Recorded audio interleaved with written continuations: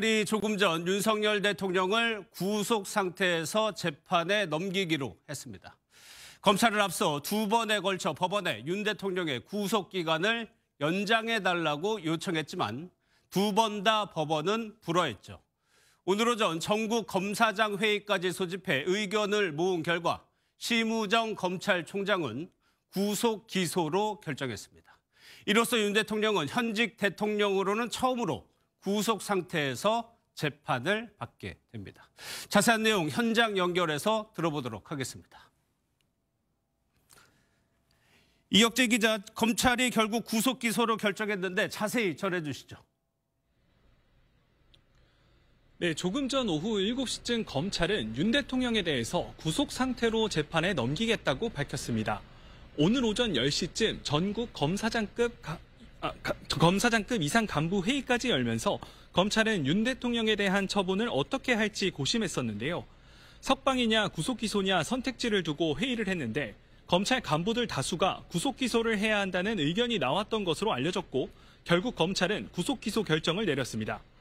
검찰은 공수처로부터 지난 23일 사건을 넘겨받은 지 3일 만에 윤 대통령을 재판에 넘기게 됐습니다.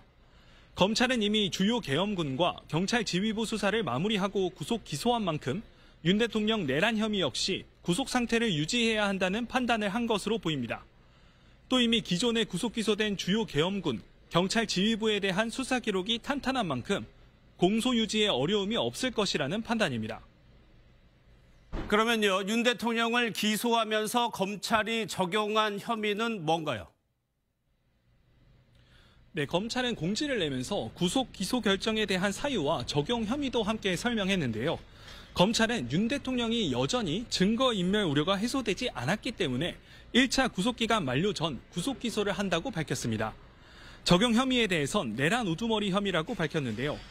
검찰은 내란 우두머리와 직권남용 혐의에 대해서 수사를 해왔는데 내란 우두머리 혐의만 현직 대통령에 대해서 소추가 가능하기 때문에 내란 우두머리 혐의만 적용했다고 설명했습니다. 이제 재판이 시작될 텐데 앞으로 쟁점은 뭡니까? 네, 국헌 문란의 목적이 있었는가가 핵심 쟁점이 될 전망입니다. 검찰은 그동안 구속 기소한 피고인들의 정점에 윤 대통령이 있다고 보고 내란 우두머리라고 봤습니다.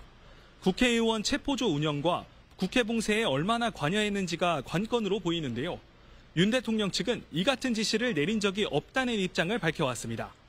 하지만 검찰 수사 결과 주요 계엄군 지휘부는 윤 대통령으로부터 직접 국회의원 체포 지시나 국회 봉쇄 지시를 받았다고 진술한 상황입니다.